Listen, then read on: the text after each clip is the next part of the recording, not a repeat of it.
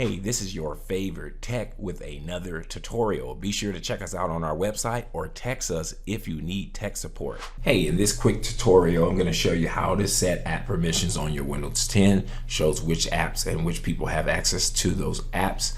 Here's how we're going to do it. We're going to go to the Start menu. We're going to go to Settings. We're going to open up the Settings app. They're going to go over to privacy. All right, so this first general privacy screen is basically letting you control what information you're giving to Microsoft and what information Microsoft is using to supposedly better improve your experience.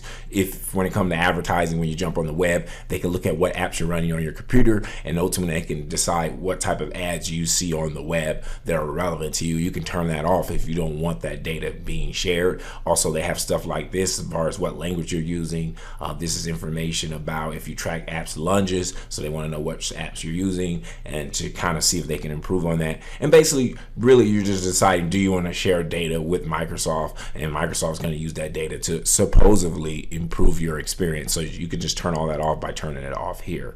The rest of this stuff is self-explanatory. If you look here, you can look at speech. It'll talk about what type of speech information that you want to be allow to be tracked, location, GPS data. Do you want it tracked, whether it's online, offline, on their mobile phone, when you're on the internet? What type of stuff you're going to allow as far as tracking accessibility of your camera, microphone, voice activation, calendar, phone. So anything regarding any of this stuff you see here, you're going to decide what type of access you want your computer to allow to share, all under the guise of course, improving your experience. So if you're worrying about data privacy, information that's being shared, if you just take your time and click on these different subjects, you'll be able to see what you want to allow and not allow. Another important one you might want to be aware of is which apps are running in the background. So are they receiving notifications from companies? Are they receiving data from the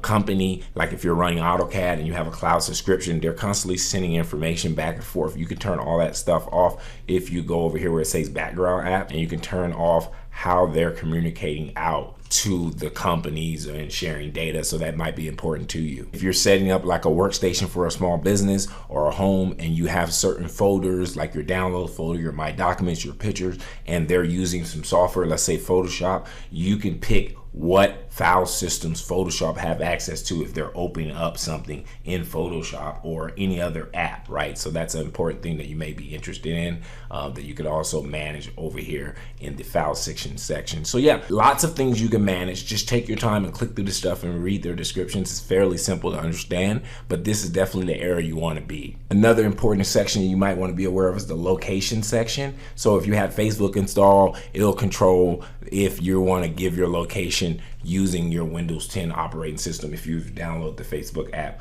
on Windows 10 store. Also Google Maps, Skype, weather, all these things can be controlled, turned on and turned off here. So that's another important section. So really, I'm gonna let you take your time and find what's most relevant to you. I don't think you want to sit here and watch me explain every section in here. It's all clearly summarized in the way in which their interface is made. So I hope this helps you.